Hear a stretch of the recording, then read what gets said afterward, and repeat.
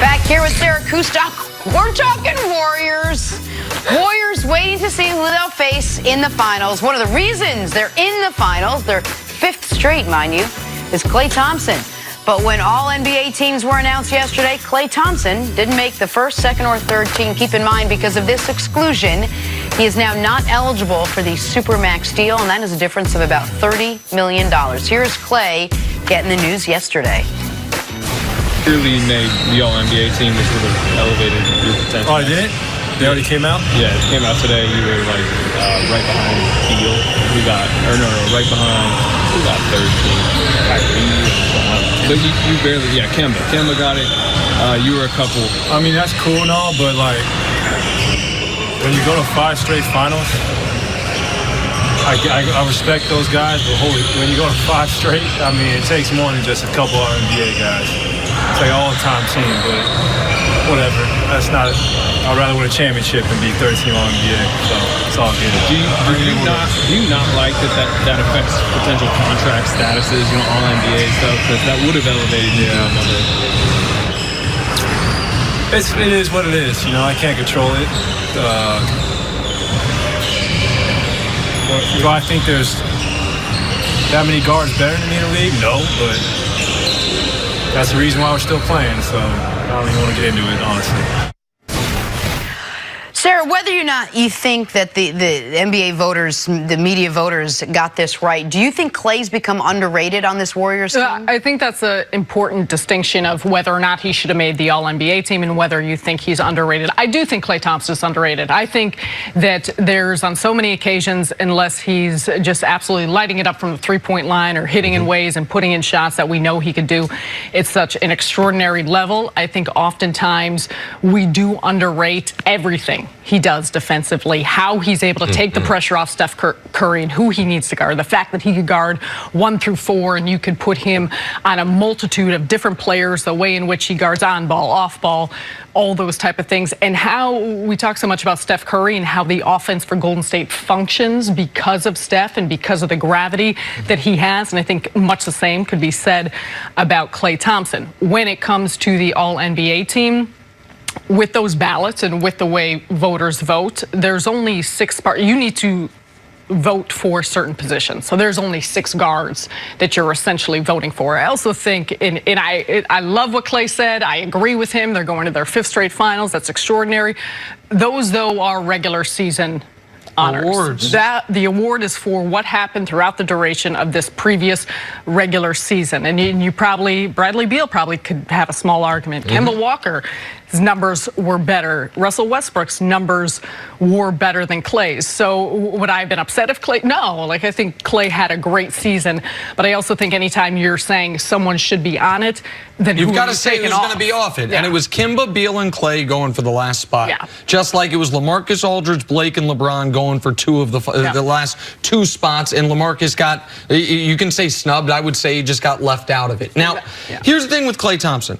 There's, to me, a player that everyone knows in NBA history that's similar to him, not stylistically, but in the great unknown. And that player is James Worthy. And that is, I don't know if Klay is the luckiest guy in modern NBA or the unluckiest guy. And by that, I mean, I don't know. And we won't know as long as he's on this team if Klay is in the perfect role to maximize everything he can do. And if he was asked to go be Kemba Walker, he would fail. That's possible. Hey, because he's not a great dribbler. He's not there. There are parts of his game that appear to have major holes, and he never has to go into a game where he is the opposition's #1 threat. You are never scheming to stop Klay Thompson, your primary threat. Or is he unlucky in that? Oh, he could do all these things. He could be a 30-point-a-game guy and just doesn't have the opportunity. We don't know that. We didn't know that about James Worthy either. James Worthy played with Kareem, and then later on he's playing with Magic, and he always had to be in that secondary role and took that secondary role into the Hall of Fame. And much like Klay, James Worthy has had some amazing playoff moments. Game 7 of the NBA Finals, big game James, the triple-double.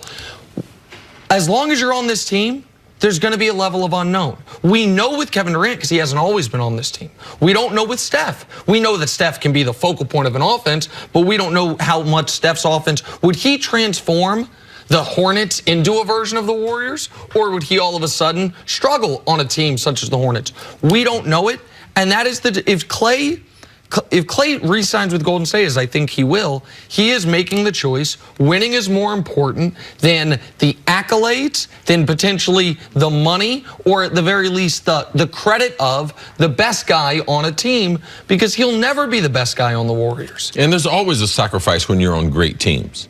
Out of their big four players, all of them are underrated. I believe Kevin Durant's underrated. When you evaluate him in his game, in his totality, he's underrated. Steph Curry, we see he's underrated because it's not forced out of him until Kevin Durant is out of the lineup that he gets the credit. Draymond, he will always be underrated as far as his playmaking, his defense, his intensity, what he brings to the workplace every day, how that helps Klay do his job, how it allows Steph to be able to do his job, and Draymond is a protector.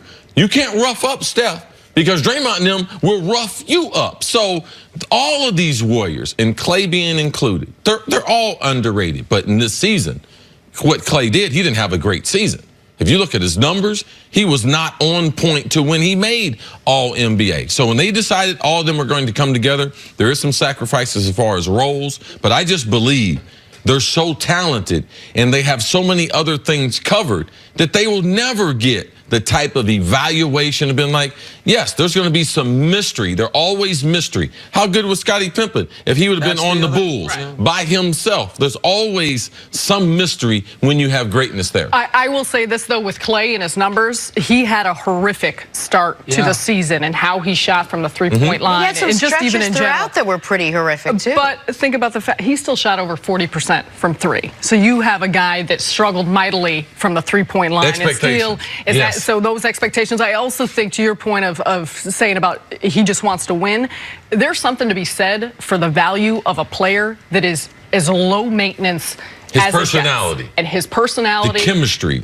Steph's, all of those things add to what a championship level team is. And you can't put a number on that. You can't put a quantity on that. That makes a difference with a group. But when you're voting for someone for an all-NBA first team, second team, third team, what is it based on besides just the numbers? Because all those variables, all those factors don't factor in. Your performance in that is the way it should be.